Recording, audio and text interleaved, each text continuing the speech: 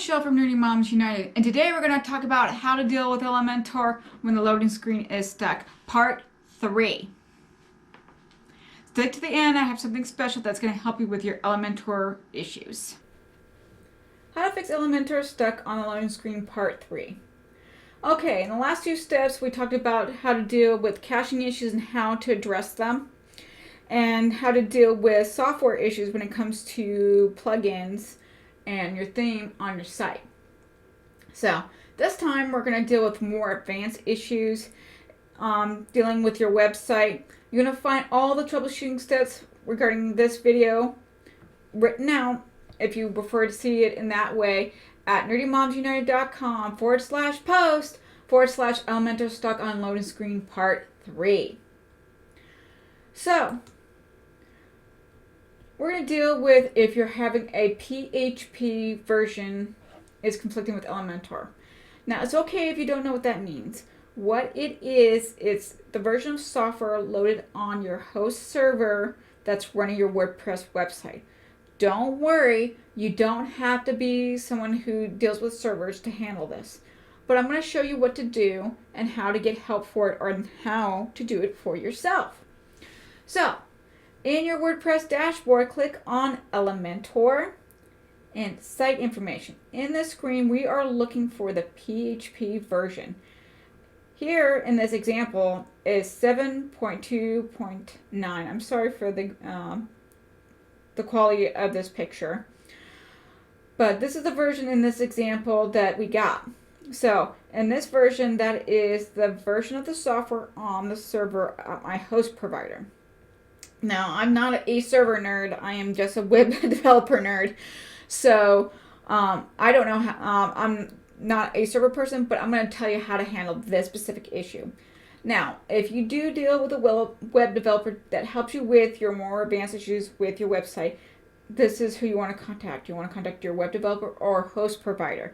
If you're using Ground Site or Bluehost, you can call their support line or text them or email them, because I know sometimes they have a chat, and just let them know that you'd like your PHP version updated, and give them the current number, which is whatever number that shows up in the screen when you go to site info in Elementor. They'll need to know what version you are, and you'll tell them you want it updated to the most current version. You can also point them to this video or my website on this information. I'm also going to show you how to do it for yourself. That's why I'm going to show you how to DIY it from someone who's a web developer. This is how I personally fix my issue with this. I'm going to show you how to do it with Bluehost, only because I use Bluehost. If you use SiteGround, please contact your SiteGround support. If you're in Bluehost, you log into your Bluehost account, and you'll click on Advanced. And in your advanced window, you're going to scroll down until you find software.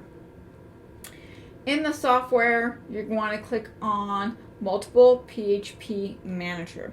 Now, if you have multiple sites, this is how you manage it for all of your sites.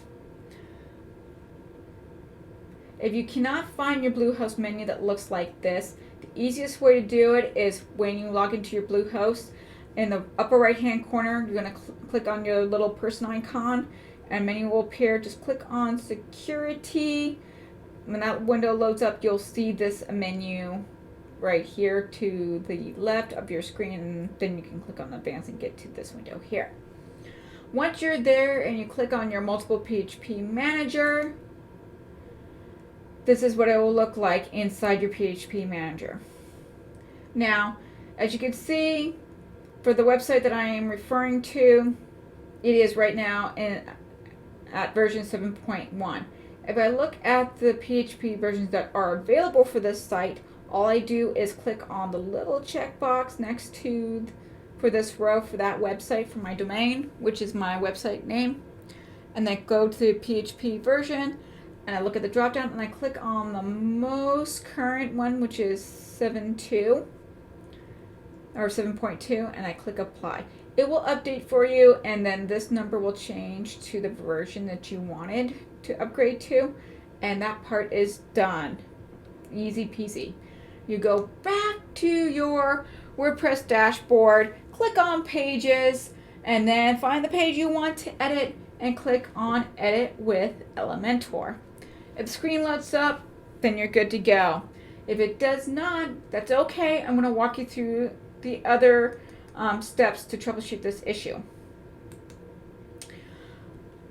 Your WordPress site has a memory limitation. This can happen with any hosting provider. Usually this is not as big of an issue with SiteGround and Bluehost, but other ones it can be. That's why I don't like those other host providers. I personally use and recommend Bluehost, and I'll leave a link down below where you can get Bluehost if you want to change to Bluehost.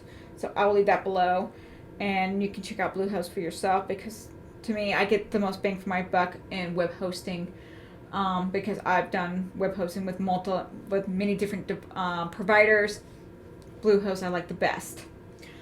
So you want to contact your web developer or host provider and ask them for them to check your memory limitation on your htaccess file on the server. You can easily give them this code right here and tell them that you want this piece of code updated. Feel free to share this video to them, and I'll leave a timestamp on where this portion is so you can show them what you'd like to have done. Tell them you want this little bit of code loaded in your htaccess file on the server, and they'll know exactly what that means. Or you can do it yourself, and I'm going to show you how, because I've done this myself on my own site. Again, you want to go to your Bluehost account. You want to log in. You want to click on the little person upper right hand corner where you see all your account information. Click on security. It will bring you to a window. On the left hand side you'll see the words advanced. You want to click on that. In the center window you want to find the blue band that says files. Click on File Manager. If you're not comfortable doing these kind of steps, please talk to your web developer or host provider. They will be able to assist you. Okay, before we get started, once you click on your file manager, you don't want to skip this step. Important step, don't skip. You must make a copy of your .htaccess file. Anytime you change any of these files in here, you always want to make a backup of it. I'm going to show you how to do that first before we make any changes. So, in the left-hand panel, you want to scroll down and click on public_HTML. Once you click on that, the center pane will update. You want to scroll down and find your .htaccess file. When you right-click on it, a menu will appear, and in this menu you want to click on Copy. In this menu you just want to save this same file in the same location with the words copied behind it, and leave it there, so that way you can make sure you have it. Once you do that copying, it's done, you want to locate it and make sure it is there before we ever change this file. Okay? Next, once you locate your copy, you want to make sure it's safe and it's there. Then you can go back to this file. You want to right click and click on Edit with the little pencil. A code window will pop up. It's okay. You'll be fine. I promise. You want to put this piece of code in, and you can easily get this piece of code on my website. I gave you the link earlier, and the link is down below for the website. And you can copy this little piece of code and you paste it inside that window. You just paste it right on the top, and then you want to save. Your save button should be in the upper right hand corner. Make sure you save before you close this. Once you save, you want to come back here. Click on Pages, click on Edit with Elementor, and see if it loads up. If it loads up, great. Then you fixed your memory limitation issue. If it does not, then we're going to go to the next step. Your next step is your WordPress wp_config.php file needs to be updated. If you're not comfortable with this step, that's okay. Please contact your web developer or host provider.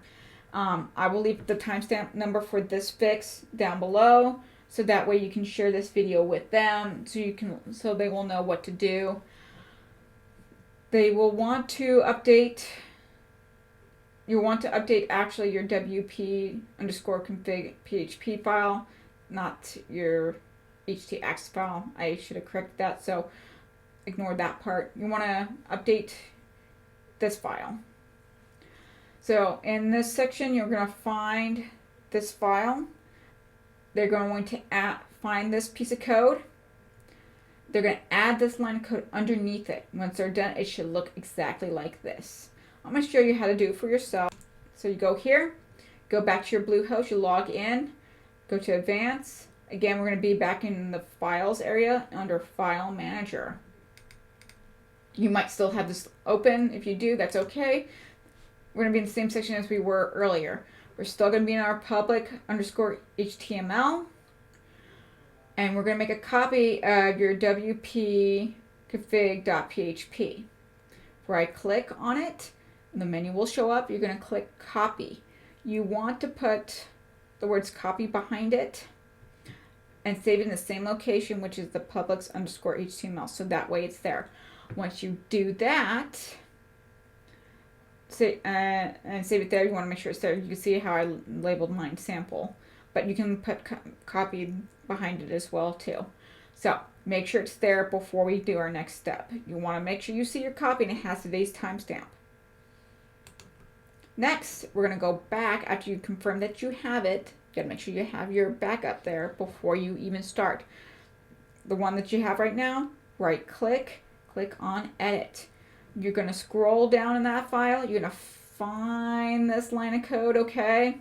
The wp_debug false. You want to find that. Underneath that line of code, you put this, where you're updating your max memory limitation to 256 megabytes. Okay? You want that, okay?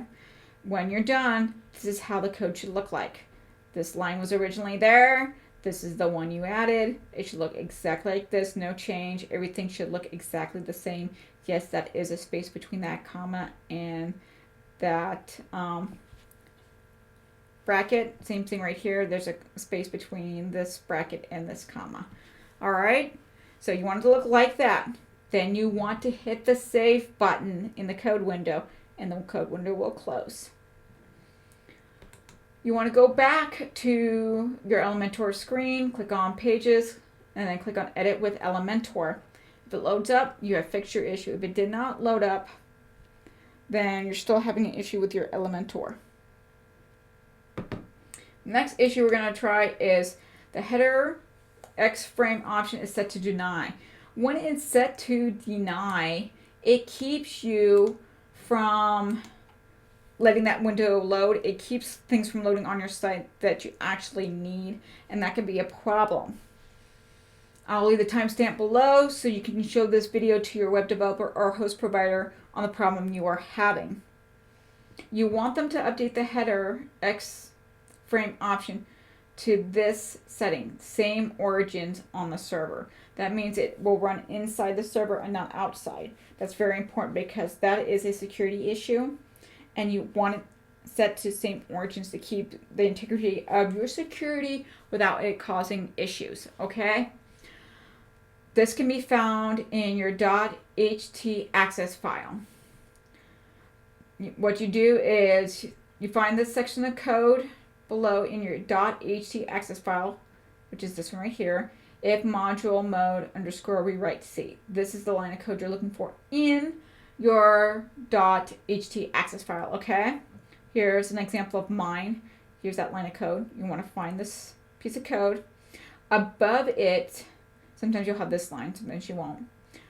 So you're looking for this piece of code. Above it, you want to add this line of code with the same origins in there. Here's the line of code you want. That's what you're going to want to put right here, okay? And that's how it should look when it's done. So now I'm going to show you how to do it for yourself if you want to do it yourself. If not, please email your web developer or your host provider and show them this video. The timestamp is below for you to make it easier for you so they can see this.